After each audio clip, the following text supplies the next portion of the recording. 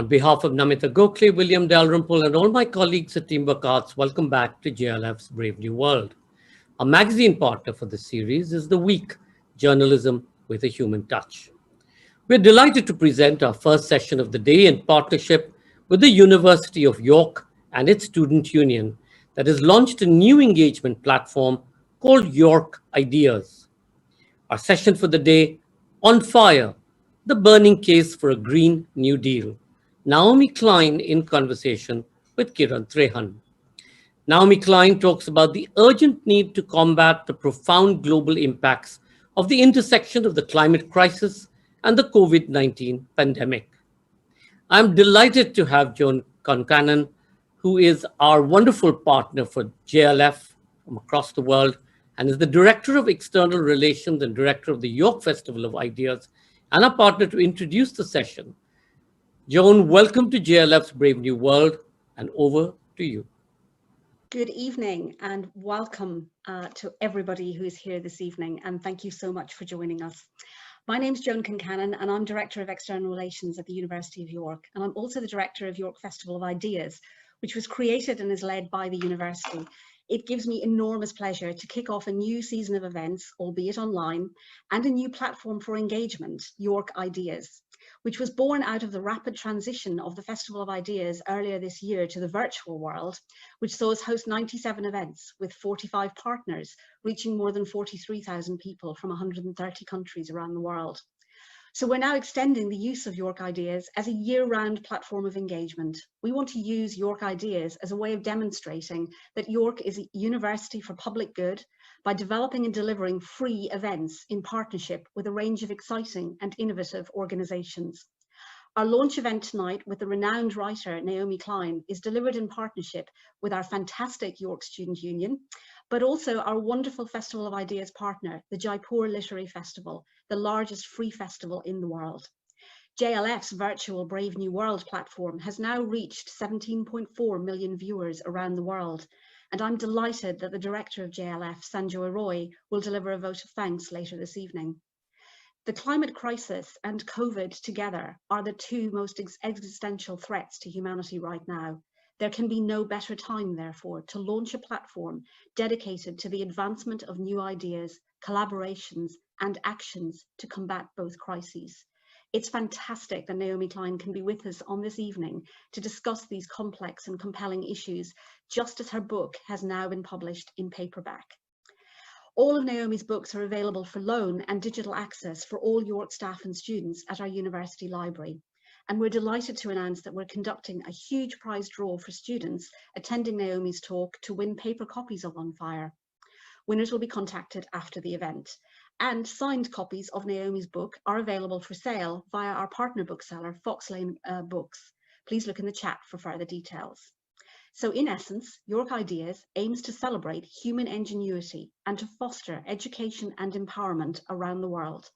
In that regard, York students are also stepping up to the challenge. Thank you so much for those remarks, and everybody for being here. This is a really innovative format, and short of being in person, this is, I think, the next best thing. I want to thank Joan Concannon, the director of the York Festival of Ideas, and everybody at the festival for inviting me here, to everyone at University of York.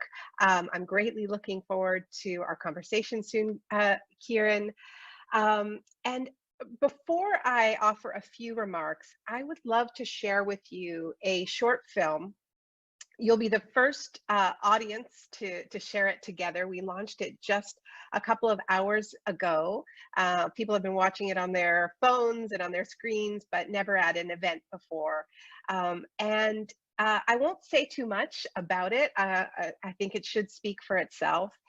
Beyond simply saying that I think we all know that these are times when it is challenging to remain hopeful.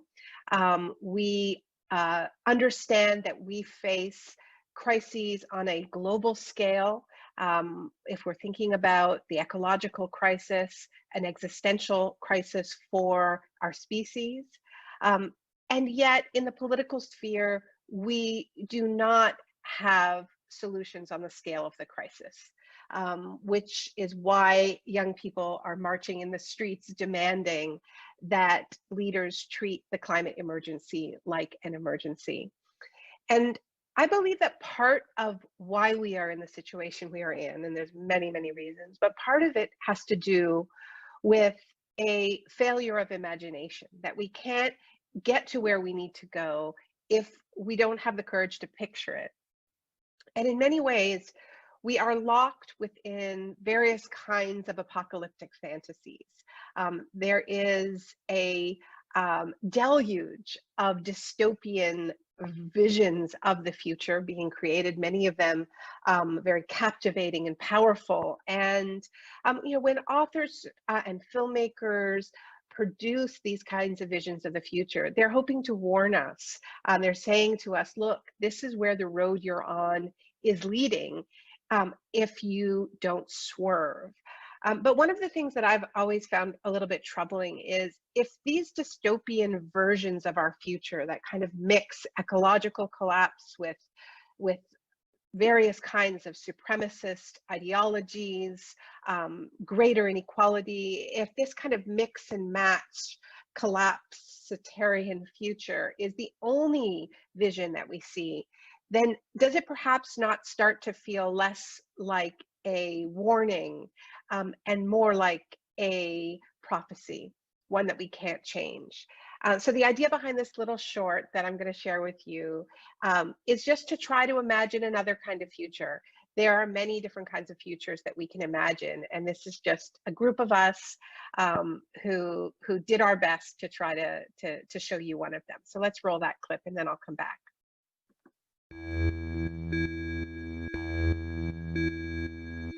Looking back, it's hard to believe that we've rebuilt our community from the ground up with our own hands.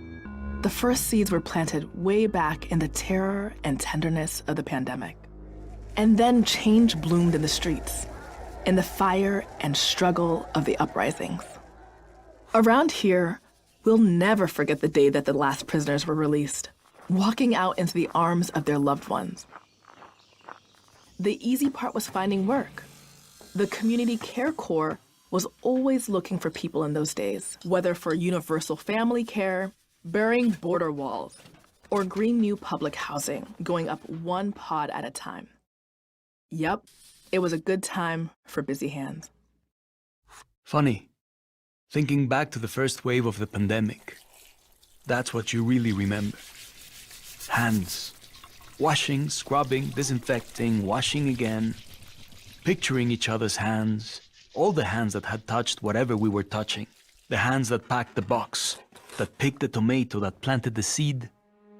The hands that stroked the brow, that said goodbye. The hands were us. All of us. That web of hand-to-hand, breath-to-breath relationships was a reminder. We are all entangled, making each other sick, keeping each other alive. That was just one of the lessons of COVID-19. It started in the first great pause, when the smog cleared and the rich fled the cities, when poverty dropped its disguise and racist inequality drew the map of the disease. As the roar of the traffic faded, we arose to birdsong and ambulance sirens. The virus showed us what was truly essential. And we learned again and again that so many of us doing essential work were being treated as sacrificial. From nursing homes to detention facilities, meatpacking plants and fulfillment centers, the virus exposed the cruelty of these warehouses of efficiency and profit. Then, things got worse. In 2023, super droughts led to mega floods. Locusts carved a path across continents and hyper typhoons drove millions from their homes. COVID-23 raced through storm shelters and refugee camps. Supplies ran out again. Meanwhile, dinosaurs roamed the halls of power, bellowing that more sacrifice was needed. But every time they cranked up that rusty old machine called economic growth, the cloud of sickness and death grew. And we couldn't breathe. Couldn't breathe from the asthma in our polluted communities, from the smoke of those fires. We couldn't breathe with a knee on our necks, in the clouds of tear gas as we shouted, "Black Lives Matter." And that is how the virus changed everything. We finally understood that we couldn't keep patching up the same broken systems. We had to build something new. What was needed was a spark. That spark was us. After months of organizing, the viral rent strike was like a starting gun. Then came the essential workers strike. Delivery drivers, street cleaners, and farm workers got together and said, enough. This time, people didn't just clap from their balconies. We flooded into the streets to join together. One of the leaders was Luciela, a young food courier.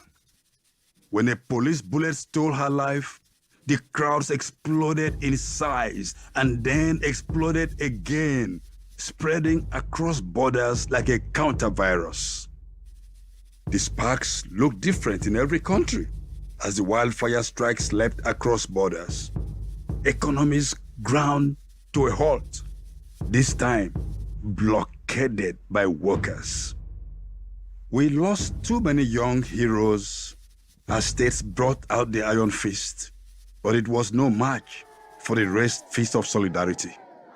Soon, authoritarian rulers started to topple like statues, and new governments were suddenly nervous about ignoring the streets.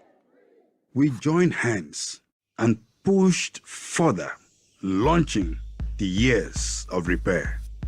The first step was rebuilding the economy around the core of essential work: food and farming, care for young and old, public health. Not to mention the essential labor of the more than human world, the winged pollinators, the leafy oxygen makers. The Full Employment Act made the new priorities clear, and there was a wave of new worker cooperatives in everything from mental health support to public art and tree planting. Many bosses were made redundant.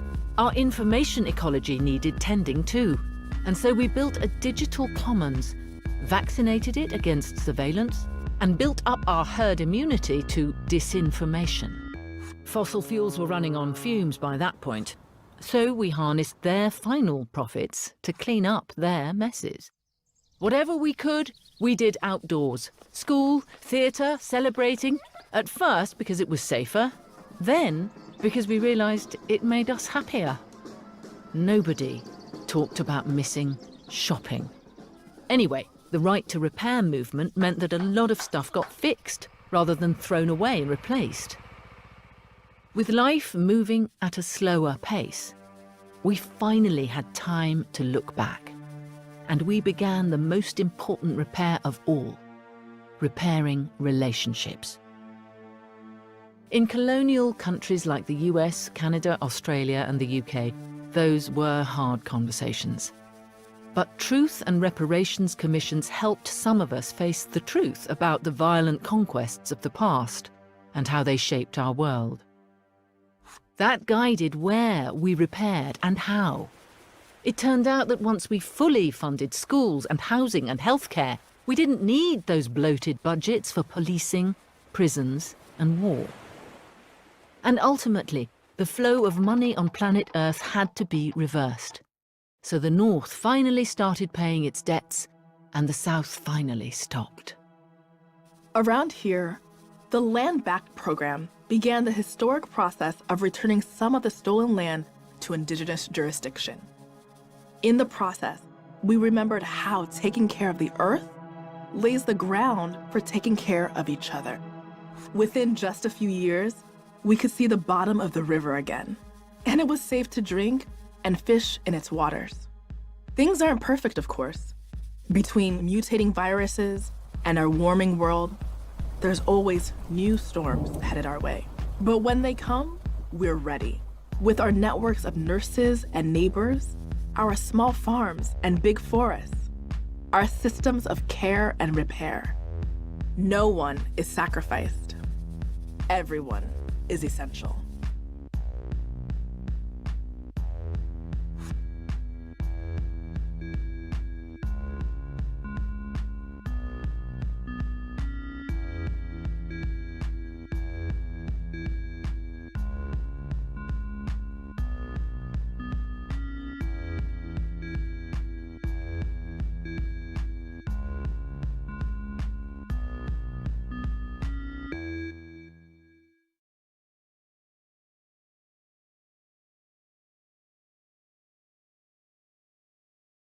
Welcome, welcome Naomi. It's a real delight and a privilege. I'm Kiran Trehan and I'm Pro Vice Chancellor for Partnerships and Engagement. And on behalf of the university and everybody listening, we are really privileged to have you here and to hear about the inspiring work that you're doing. But before we start engaging, in a conversation to pick up on some of the really important things that you've raised in this book, I just want to spend a couple of minutes just giving the opportunity for our audience to realise the inspiring work that you have done, because you're not simply award-winning journalist and economist and documentary filmmaker. You've authored some really important books, tackling really big issues like No Logo, The Shop Doctrine, This Changes Everything, No Is Not Enough. And then it's just wonderful to have had the opportunity, to read On Fire, which is what we're going to be kind of discussing today. And let's not forget, it's reached, it's been translated into 30 languages, across the world. And one of the things that I was really struck was your activism, the inspiring work that you are doing in terms of climate justice, and being co-founder of the organisation, the LEAP organisation. You walk the talk in terms of the work that you do. So I want to just start by asking you about your inspiration, to continue lead this agenda just so authentically. Well, thank you. And thank you so much for that lovely introduction. One of the things that's really exciting about that little film that we just watched, and I have to send huge love to our brilliant collaborator, Molly Crabapple, who is the woman behind the hands painting those beautiful images. And it's a follow-up to a film that we did a year ago called Message from the Future, from Alexandria Ocasio-Cortez, with Alexandria Ocasio-Cortez, and it was the story of how we won a Green New Deal. And we, when we decided to just start tentatively brainstorming about doing a sequel, the pandemic was, we were 3 weeks into lockdown, and we were just feeling like, do we even have a right to imagine a better future? Molly and I had both been pretty deep in the Bernie Sanders campaign. And so there was something about the kind of convergence of Bernie losing, us ending up with a very sort of middle of the road candidate to take on Trump, and then the pandemic hitting and all of us being separate, that really honestly made it harder to find inspiration and hope, frankly, than at any other point in my life. And so this question, it's tough, because I think hope is something that you don't just have. I think it's something that you have to earn. And it's a choice, and it's a choice that we need to rebuild every day, as James Baldwin famously said. And there's a wonderful book out about what that means, called Begin Again by Eddie Glaude, that I cite in the essay going to go with that film. Every day we must begin again, right? To find our hope, to find our inspiration. But for me, it always comes from movements, is the short answer, right? And in making this follow-up, we made this very deliberate decision that politicians can't be the star this time. We love AOC, and she inspires us, and so does the whole squad, and they're getting bigger, and we're sending more, movement leaders to Congress this year. People like Jamal Bowman, Cori Bush, who's very much one of the leaders of the Black Lives Matter movement. She won the primary, but at this point, it really is movements that are going to grab the wheel of history or not. It isn't going to come from on high. That doesn't mean there's no role for politicians. We need people on the inside to meet us. But so when we crafted this follow-up, we made this decision that the stars were going to be movement leaders, and some of them are the voices you hear, like Opal Tometi, who's one of the founders of BLM. And Nimo Bassey, who is a longtime climate justice warrior from Nigeria, as well as the two amazing actors, Emma Thompson and Gael Garcia Bernal. But the really exciting part is the coalition that we were able to assemble behind the vision. So once we had storyboards, we went to the Movement for Black Lives, the NDN Collective, which is an Indigenous coalition, that is fighting for a future where Indigenous land is returned to Indigenous jurisdiction. So, I think hope and inspiration, it has to be rooted in some kind of pathway to realizing the future that we want, right? And so this has been a good day, because this is a new kind of experiment for us, of like kind of making this sort of utopian art, but having this coalition of real world movements that are pushing for all the things, like their own piece of it, that we show in that film, whether it's true respect and dignity for nurses, essential workers. We're working with the Global Nurses Union on this. So yeah, it's that movement. Without those connections to movements that are putting ideas into action, I think I wouldn't have any hope for the moment that we're in, because I'm certainly not getting it from politicians right now. Thank you, Naomi. That's really helped lay some of the foundation. And before we start, into our dialogue and our conversation, I want to give you the opportunity to do your presentation, from which I know there'll be, 101 really exciting questions, and I'm very much looking forward to our conversation with. So over to you. Thank you. Yeah, well, I won't take up too much more time, because I have been talking, but we're sort of launching the paperback of On Fire today, which is a collection of essays that I published a year ago, the subtitle of which is The Burning Case for a Green New Deal. And the question 1 year later for me is, are we closer or further from the idea of a truly transformational response to the climate crisis, one that is not in kind of a narrow climate policy, but is really about building the next economy and solving multiple crises at once. So, back to the title of the book, On Fire, it comes from one of the chapters in the book, which is a description of living through historic wildfires where I am now on the West Coast.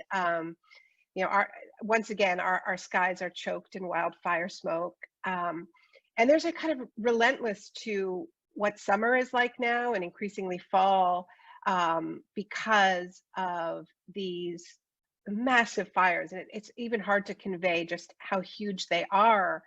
But the plume of smoke is reaching Europe. I mean, that is how the size of the land that is burning here. And you breathe the air and your eyes water and you have a catch in your throat. And you know that you are breathing in forest, you are breathing in animal life that has died. 5 of the largest fires in California's history were burning simultaneously in August. That's how big these fires were, in September. Since I published On Fire a year ago, Australia burned in these kinds of epic fires. Last summer, we were all horrified by the fires in the Amazon, and the Amazon is on fire once again now. It is a combination of the impacts of the climate crisis, just drier, hotter temperatures, but it is also the fact that these lands are being taken from indigenous people, and in the Amazon, ranchers, miners are deliberately setting them on fire in order to seize the lands. In North America, the dynamic is different. Indigenous knowledge has been suppressed when indigenous lands were taken, and indigenous people in the Americas have always known that these forests need fire. But because of the approach that was taken to conservation by Western environmental movements, there was this fire suppression ethos, which basically saw fire as the enemy always. So if there was ever any kind of fire, it was immediately put out. But in fact, fire is a natural form of regeneration. It clears away it clears away dead wood. It clears away debris. It makes room for new growth. It releases seeds. It is part of the life cycle. So you have the impacts of the suppressing of indigenous knowledge, of stealing indigenous land, that makes the fires worse. In California, another factor that has made the fires worse is that California relies on a huge amount of prison labor to fight its fires. And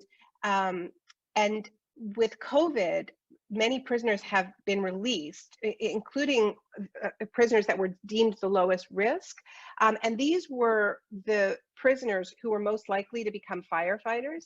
And then COVID also spread through many prisons and many of the prison firefighting camps, which meant that they weren't able to send prisoners out to fight fires. And so one part of the reason, a small part of the reason why the fires spread as quickly as they did, is because California was very short-staffed when it came to firefighters. So you have this conflation of many different crises in these fires, the impacts of racism, mass incarceration, indigenous land theft, climate change, and all of it just mixing together. And so in On Fire, I talk about how we can't really separate out the fires. We've got the climate fires. We also have the fires of surging supremacist logics around the world. And I say supremacist logics, not just white supremacy, although that is certainly the form of supremacy that we are dealing with in North America. But it takes different forms around the world. And we have supremacist logics at work in Modi's India, in Duterte's Philippines, in Netanyahu's Israel. And many of these strongmen leaders are supporting each other, trading technologies, trading, what I call worst practices. So we have these intersecting fires of ecological collapse, and the political fires of hatred that these figures are willfully spreading. And of course, we saw a really dramatic example of this a couple of nights ago when Donald Trump refused to simply condemn white supremacists from the debate stage, which was a horrifying and shocking, well, not shocking, a horrifying, unshocking moment that actually fits with many ways in which he has been fueling the fires of white supremacy since he ran for president. On this campaign that really follows the playbook of so many of these other leaders of having a sharply defined in-group and a sharply defined out-group of others, the invaders, the terrorists, the people carrying disease at the border, and so on. And so you build your power, you build your base by defining your in-group, and then you have to continue to wage war on the out-group. And I think that one of the things that I try to get at is On Fire is the way in which these forces fuel one another, because the more insecure people feel, whether economically or ecologically, and here I'm not really interested in whether people are consciously thinking about climate change or not. We all know on a cellular level that our home, our collective home, the natural systems on which all of life depend, that they are in crisis, and that breeds an intense kind of insecurity and makes us, I think, ripe for these strongmen figures and their various forms of xenophobia and supremacist logics, whether it's Matteo Salvini or Trump or Bolsonaro in Brazil. And so I think it's really important for us to understand that these are kind of twin fires, the climate crisis, the climate fires, and these political fires, the fires of hatred. And the overarching message of On Fire is that there is a third fire, and that fire is us, or as Nemo says in the script, in the film that you just watched, we just needed a spark, and the spark was us. That's a little bit borrowed from the UK climate strikers, who say Greta was the spark, but we are the wildfire. And I think that social movements have the power to be another kind of fire, to tap into the kind of the healing power of fire that I was referring to earlier, the kind of fire that makes way for new growth, that makes way for new futures, that allows seeds to be released in the heat of those fires. And that's what we were trying to show in that film, of what can happen when movements find their fire. So, I see this as an outward process, but I also see it as an inward process, because I think that we are all acutely aware that we are alive and breathing during a monumentally important moment in human history. And we need to meet that moment with everything that we have, with our full capacity for transformation, for unity. We need to be as powerful as we possibly can be. And I think we often have a sense that we are not as fully present and powerful as this moment demands, that we aren't meeting the intersecting crises with the kind of power that they deserve. And so when I say that it's inward, I think we all need to go through a process of looking inside and trying to figure out what debris inside of ourselves we need to clear away in order to be as powerful as we need to be in this present moment. Maybe it's some sense of kind of intense propriety about it being slightly unseemly to join an activist movement and shout slogans in the streets. I know that's something that I've had to struggle with. And maybe it's an entirely understandable fear of political repercussions if you take those kinds of risks. But whatever it is, I think we need to locate if there is any debris that we need to kind of burn away in order to be as present and on fire as our moment of intersecting crises demands of us. The climate crisis, the pandemic, the crisis of obscene economic inequality, the crisis of racism and supremacist logic of all kinds. So it's a lot. The good news is we aren't in it alone. There are millions and millions and millions of us around the world.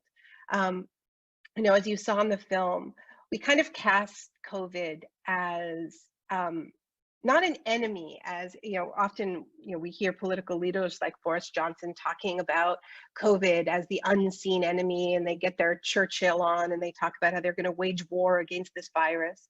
When I was in Puerto Rico after Hurricane Maria, I talked to a lot of people there who described Hurricane Maria as our teacher. They would talk about the hurricane as being this very tough teacher who had unveiled all of these things that were broken in the society before the crisis hit, before the hurricane came. And that really informed the way I have tried to see this horrific pandemic, with all the loss that surrounds us, as an unveiling and as a teacher. And I hope that one of the lessons that we are learning is that we have not been counting some of the most essential things in life, some of the most essential labor, the most essential people, some of what we found most essential when we had to lock down. And that's true in our failure to value the natural world, to value the water and air that we all depend on. And it's also true of the failure to value the labor of care that nurses and home care workers and teachers do every day. So if we take those lessons in, then it gives us a kind of a blueprint for what the next economy should look like. And I use this phrase, moving from a culture of extraction, of taking without limit, to a culture and an economy built on care and repair. And I think that the idea of repair, and we call the film The Years of Repair, is a really generous and expansive one, because it includes the need for us to repair the damage done to our built environment, to our physical world. We know that this virus has been so much more lethal because of the ways in which we have systematically abandoned what Ruth Wilson Gilmore calls organized abandonment, the deliberate starving of our hospitals, our schools, our elder care facilities. And we need to rebuild that. We need to invest in it, and we need to reimagine as we rebuild. We also need that same ethos of repair in repairing the tremendous damage done to our natural world, in rehabilitating and rewilding habitats. Because of course, one of the lessons of COVID and so many other diseases that jump from animals to human is that the damage that we do to the natural world comes back on us. But an ethos of repair also invites us to reparation, to repairing the damage done, the historical crimes that we have never fully confronted. You know, the UK paid reparations for slavery to the slave owners, not the slaves. At the velocity of capitalism, we are always told we can't look back. It's never a good time to look backwards, because capitalism requires constant forward momentum and growth.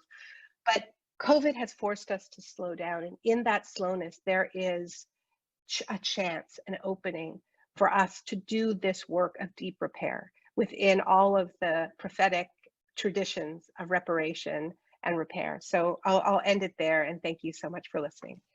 Thank you so much, Naomi.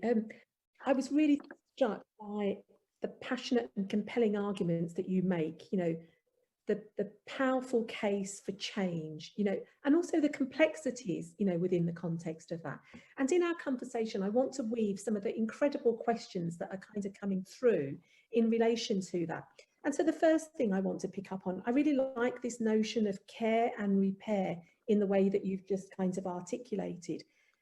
How does care and repair sit alongside economic and environmental and political competing pressures within the context of the world that we live in? And that's been a theme of a number of questions that have come through, with people, you know, committed to the cause and committed to action, but also almost feeling constrained within the kind of context and the world that we live in. So, you know, just some short thoughts and reflections, you know, in terms of the compatibility of the two and how we move forward. That's huge, I know. Yeah, I mean, it is huge, and I'm not sure it does fit within the narrow political confines that we find ourselves in. But I do think that it helps to find some language for it. You know, one of the things that I think we suffer from is excessive compartmentalization. It's certainly an issue in academia. It's an issue in social movements as well. You know, we have the sort of the feminism box and the race box and the economics box and the environment box. And, you know, people are not encouraged to leave their individual boxes or silos. And so, you know, the reason why I use this terminology around care and repair is that I think it helps us see ourselves in each other's boxes and each other's movements. I think it has that ability to connect the dots. And you know, when I talk about the power of social movements, it isn't as individual social movements. I think we've kind of hit the wall of how much we can do just as a climate movement, you know, or just as a racial justice movement. We have to build a true movement of movements that is everybody who is getting a raw deal under the current system, which is most people. That is where there is a huge amount of power. And the power is to change politics, right? I mean, I say it's tough within the political sphere. The Green New Deal was our attempt to have a set of policies or a policy framework inspired by the original New Deal under Franklin Delano Roosevelt. You know, it's a jobs program, it's a housing program, you know, it's a conservation, land rehabilitation program, it's all of that. So I think it is possible to put it within a political framework, and Labor under Corbyn was sort of, you know, a little late in getting to that. I mean, it was a few weeks before the election that they started to talk about a green industrial policy. I think it should have happened a couple of years earlier to really bring people along and help people see that they didn't have to choose between caring about the environment and caring about jobs. So I think we have some examples of what this can look like in the political sphere. Unfortunately, those are not examples where the parties are in power in a major economy and able to kind of put it into action. But that can change. That can change. Great, thank you. Both in the film and in your you know, discussion and your keynote, a number of questions have come in, and I'm going to pick one up from, you know, the Jaipur the literature festival audiences, because they've been particularly prevalent in asking questions about young voices and young people, the next generation. And so they're raising issues about how young voices in the climate change movement, like, you know, Greta Thunberg, are being heard. And do you believe that the kind of steps that young people are taking actually have real impact? I think they do. You know, it's interesting. I think that Greta and some of the other sort of key young climate leaders, we know about them because they've been invited into these spaces to address the powerful, you know, the elected politicians, whether they're, you know, or you know, they get invited to Davos and they give an incredible speech, right? Or they get invited to the European Parliament, you know, or the United Nations. You know, and if you think about which speeches by Greta Thunberg you've seen, it was probably in one of those spaces. The interesting thing, though, is that, you know, if you ask Greta, and I have asked her, I've had the opportunity to interview her a couple of times, you know, she does not feel that she has influenced the politicians she addresses. She speaks to them, but the influence is what happens when those words and almost like the spectacle of speaking truth to power reverberates in the outside world, right? Like you said that in Davos, you know, like you actually sat there and said, you know, like, don't tell us we're all responsible. There are certain people who are responsible and they're in this room. Did that make them go, oh, I guess I'll stop torching the planet now? You know, I don't think so. But I think just seeing that and seeing that sort of honesty emboldened a lot of other people and inspired a lot of other people. And we see that just in the numbers, you know, millions and millions of people in the streets. It's not just Greta, you know, as I said, Greta's the spark, but it's this whole generation that is the wildfire. And the same is true of the way young people have been in the streets in the Black Lives Matter uprising. There is a real hunger to connect the dots, a tremendous moral courage, you know, and really a desire to go deep, you know, this call to defund the police, right? It's not just about the police. It is a call to move resources from the infrastructure of incarceration, of state violence, to the infrastructure of care, so that people are, you know, have more options and are given a chance and are believed in from the earliest stages of life. It is a vision of a radically different world. And so, yeah, I take a lot of hope from Gen Z right now. I think they're just remarkable, and I think they're having a huge impact. It's just not the impact of the kind of A to B, give a speech to a powerful person, change their mind. I think it's something more complex than that. Yeah, thank you. And that's raised lots of, you know, another additional set of inspiring questions from, you know, from our audience.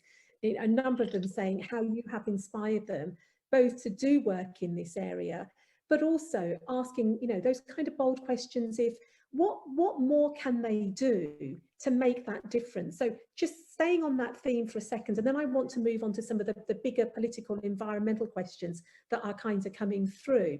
But just so, because there's a whole steady stream of, you know, young people who want to make a difference, and what they're saying is, look, we don't have money, we don't have resources, but it's our future, you know, and we want to do something. Yeah. We're trying to create that movement. And I was struck by, you know, the work of, you know, that you referenced in terms of Nino Bassi, which I'm really proud of, is an honorary graduate of York.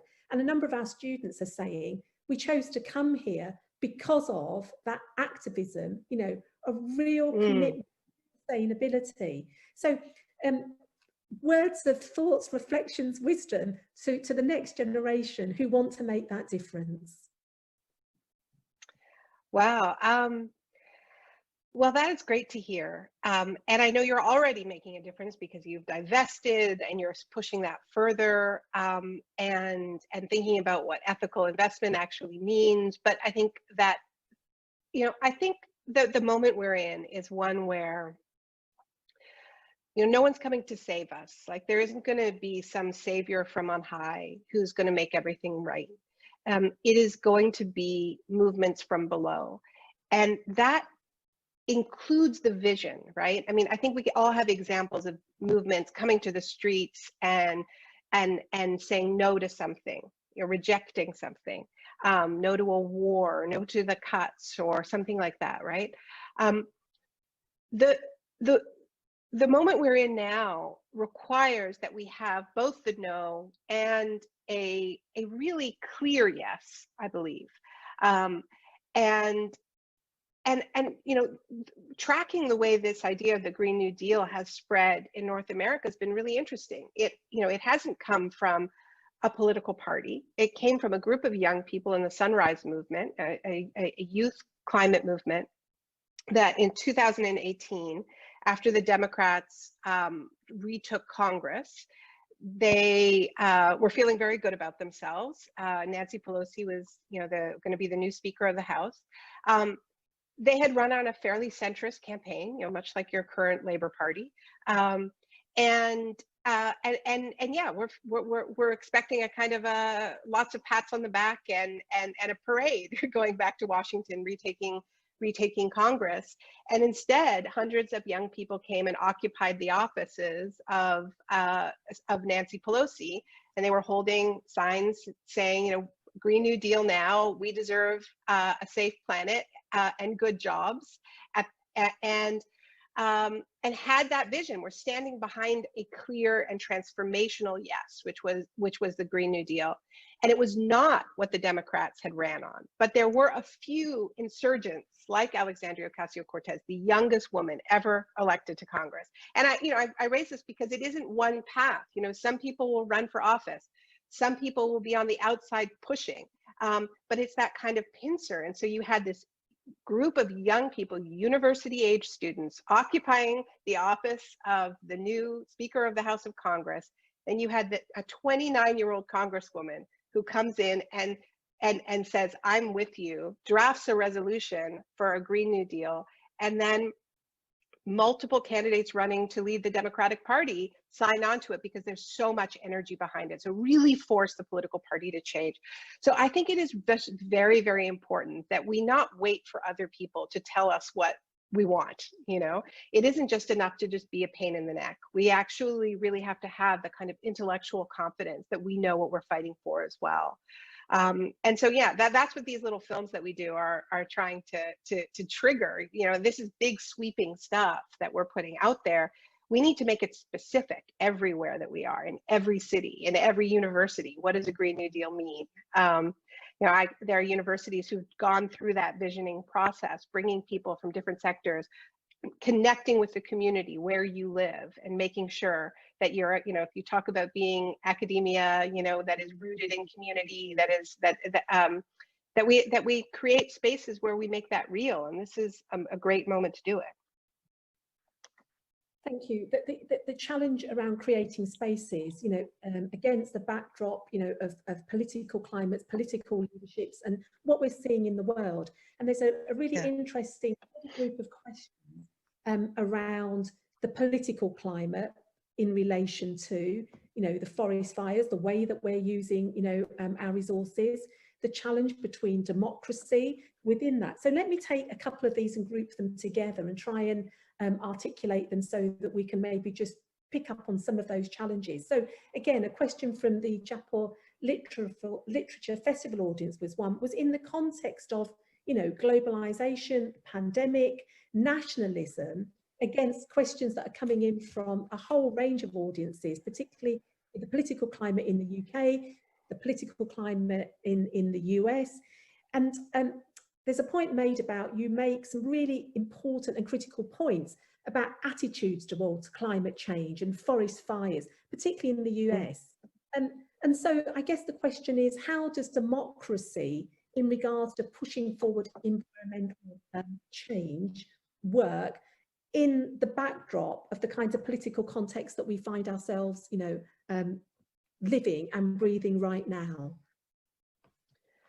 Look, I mean, I don't think we have political leaders I don't think there's a politician alive who, you know, at the highest level, who is being honest with the people who they're supposed to represent about the fact that we are now living in an age of serial shocks. It is not going to stop, right? We have not listened to scientists. We have not done the things that are necessary to prevent these shocks from continuing to come. Even if we do everything right, we are facing more wildfires, more mega storms, more drought. And the very, very difficult truth is that the space for safe human habitation on this planet is contracting. So that does not mean that everything is lost. It does not mean everybody dies. It means we need to figure out how to share as human beings. We need to figure out how to share within our countries and between our countries. This is a global crisis. It is an unjust crisis. The 20% richest people are responsible for 70% of the emissions. And because of the injustice, because the people who did the least to create this crisis are on the front lines of it, for the most part, are dealing with the impacts first and worst, there has to be a just response. So that has to shape immigration. That has to shape how, you know, when I say that the fires of climate are intersecting with the fires of hate, I mean that the fortressing of Europe, the fortressing of North America, the fortressing of Australia is a response to climate breakdown, whether or not leaders admit it or not. Climate breakdown isn't the only reason why people are moving, but it is one of the reasons, and everybody knows that it's going to be a major driver of human migration going forward. So that is how our current system is dealing with these crises, by hardening borders, by allowing these supremacist ideologies and logics that never went away to surge to the surface. It is true in India under Modi. It is true it is true in Europe. It is true in the United States. Everywhere it's happening. And so we need to provide a real alternative. And this is when I say we don't have politicians who are telling the truth. We don't have politicians who are saying this is the era we're living in. And if we don't want to lose our humanity, if we don't want to become monsters in the face of these shocks, then we have to figure out how to share. So that impacts, as I said, immigration policy, but it also has to impact housing policy. Because when people act poorly, it is when they feel a tremendous sense of scarcity, that nobody's looking after them, right? And that's why, you know, when the pandemic hit, people just assumed that there was no government that was going to look out for them, that there was no rational response to anything. So they go to the supermarket, they strip the shelves, they take all the toilet paper, they assume that it's all on them just to take care of themselves and their own, right? But if we are designing housing policy to assume that we're going to be dealing with more migration, that we have to make affordable, good housing an absolute priority, that's just one of the things that is going to make people feel less panicked and therefore less vulnerable to the demagogues who come around and try and channel that sense of insecurity into xenophobia and racism of all kinds. So there's lots of different, but when we talk about buzzwords like, food insecurity, housing insecurity, all of it, the key word is insecurity. When people are insecure, that's when really, really bad things happen. So when we invest in security and when we build shock absorbers into our system, then we are much, much better prepared for the shocks to come. If you think about how hospitals were so unprepared for COVID, it was because this sort of logic of ruthless efficiency had reigned for so long during the neoliberal era. And what that meant was you never wanted to have more than a few empty beds, right? You never wanted to have any more than the absolute minimum number of nurses to get by, right? Because you're constantly cutting. And so what that meant is that when you actually had a true crisis, you were immediately unable to cope with it. And so if we're honest and say our future is filled with shocks, let's build some shock absorbers, right?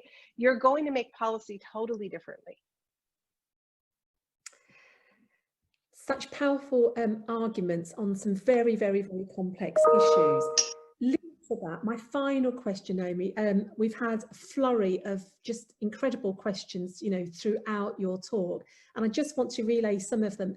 And the word inspiring, inspirational, making a difference comes up time and time again. And I want to reflect that in the feedback and also in the kinds of the quality and engaging of the questions.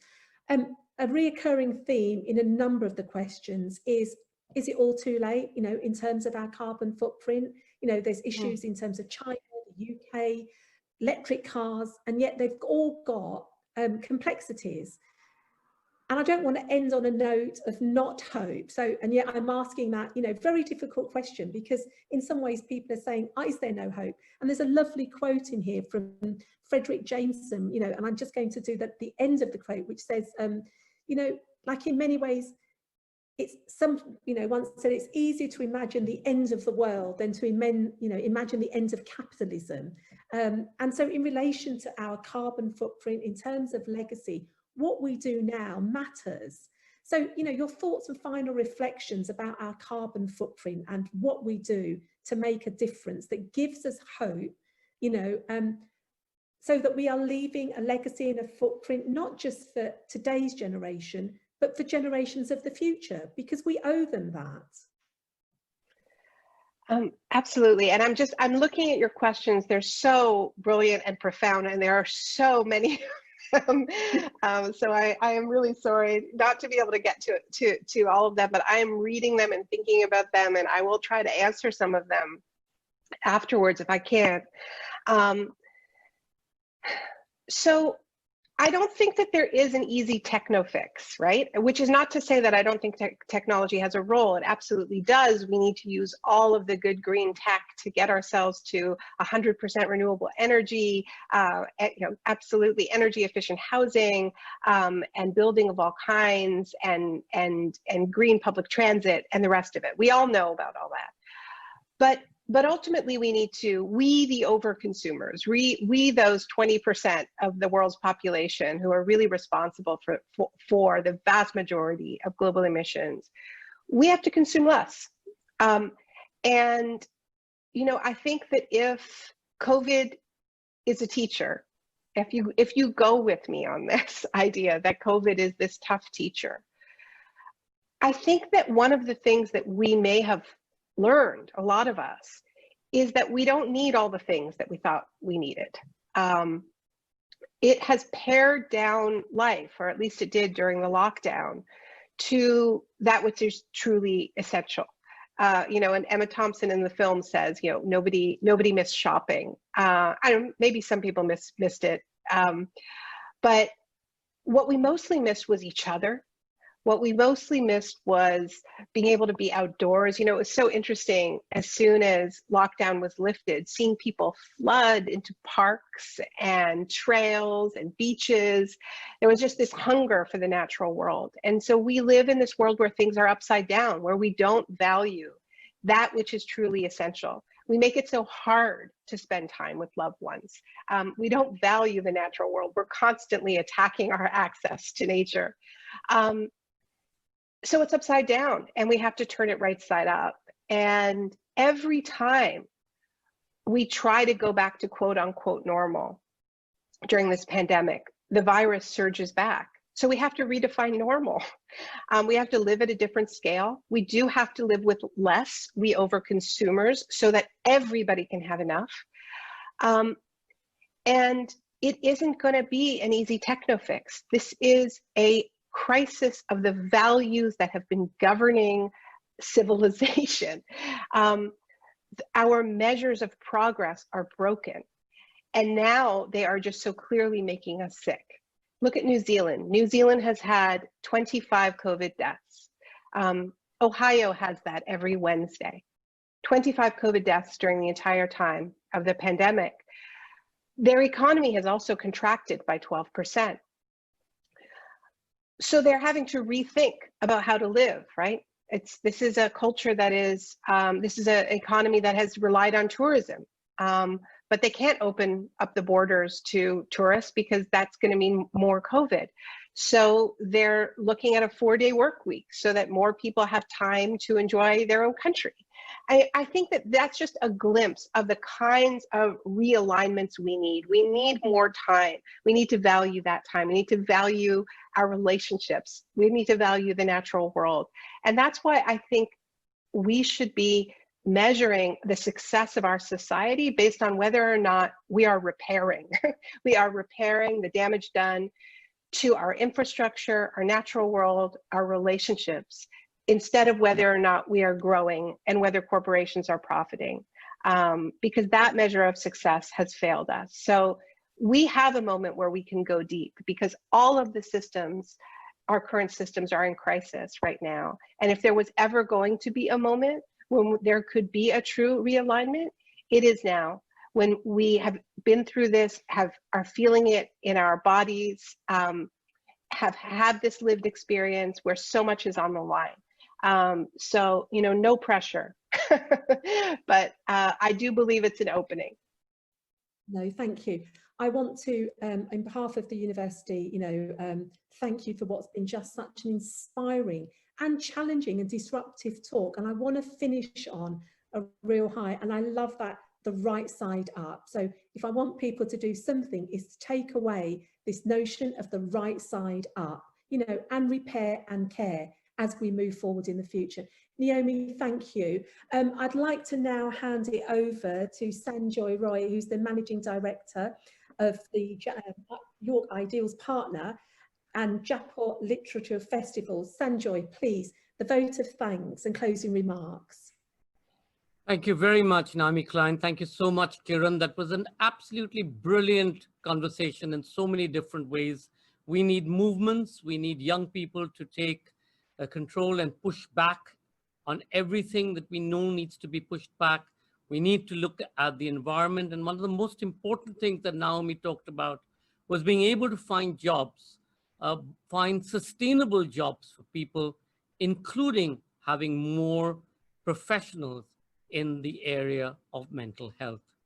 On behalf of the Festival of Ideas in York University and all our colleagues at the Jaipur Literature Festival and Teamwork Arts, thank you so much for this particular session, Naomi. That was absolutely brilliant. Thank you for being on this show. Thank you for Kiran Trehan for being the moderator. And I do hope that all of you will return again and again and again to listen to these conversations and perhaps hold and take heart that change is possible and that young people will bring about change. And thank you to the University Student Union for being part of this change and really driving it. So on behalf of all of us, good night, stay masked, stay safe.